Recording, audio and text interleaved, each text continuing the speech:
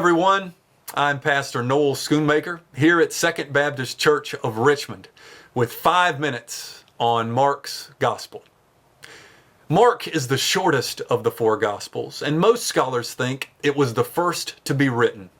It's generally dated to around 66 to 73 CE, which is only a few decades removed from Jesus' death.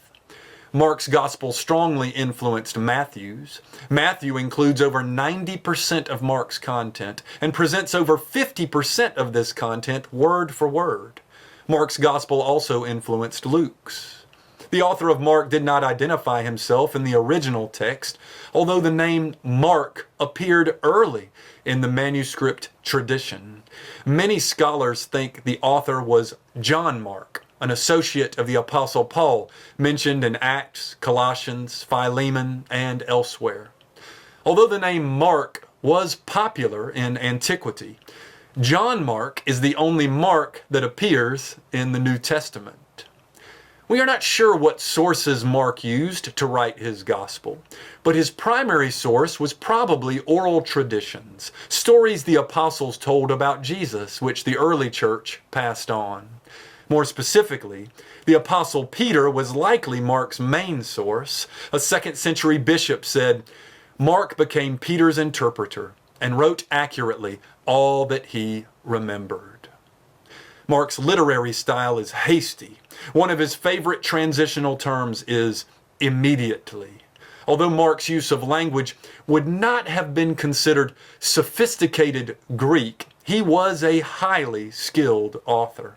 For example, he masterfully employs intercalation, the literary technique of setting one narrative within the framework of a larger narrative. It's sometimes called the Markan sandwich. In Mark 5, for example, Jesus hears that a 12-year-old is sick, so he walks toward her house. On the way, a woman with an issue of blood touches the edge of his cloak and is healed. Then Jesus finds out the 12-year-old has died.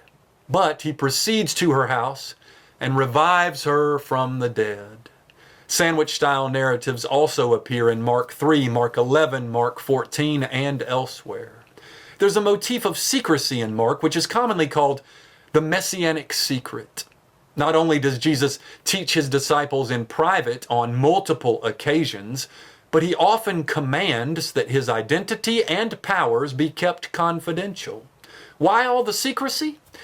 In Mark 9:9, after Jesus is transfigured on a mountaintop before Peter, James, and John, he instructs them to tell no one about what they had seen until after the Son of Man had risen from the dead. Evidently, Jesus wanted his identity kept secret until after his death and resurrection, because he wanted people to understand that he was the crucified and risen Messiah, rather than the militaristic or political Messiah of popular expectation. Readers of Mark have noticed a pattern of triads throughout. There are 3 seed parables in Mark 4. There are 3 popular opinions about John the Baptist in Mark 6. There are 3 popular opinions about Jesus in Mark 8. Jesus predicts his suffering and death 3 times in Mark 8, Mark 9, and Mark 10. The disciples fail to stay awake in Gethsemane 3 times in Mark 14. Peter denies Jesus 3 times in Mark 14.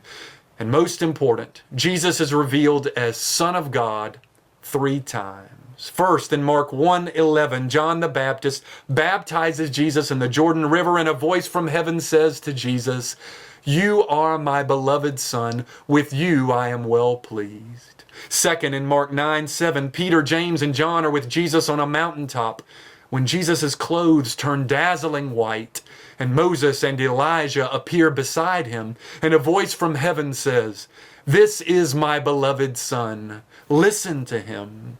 Third, in Mark 15, right after Jesus dies on the cross, a Roman centurion, a member of the execution squad, courageously declares, "Truly this man was God's Son." Indeed, he was.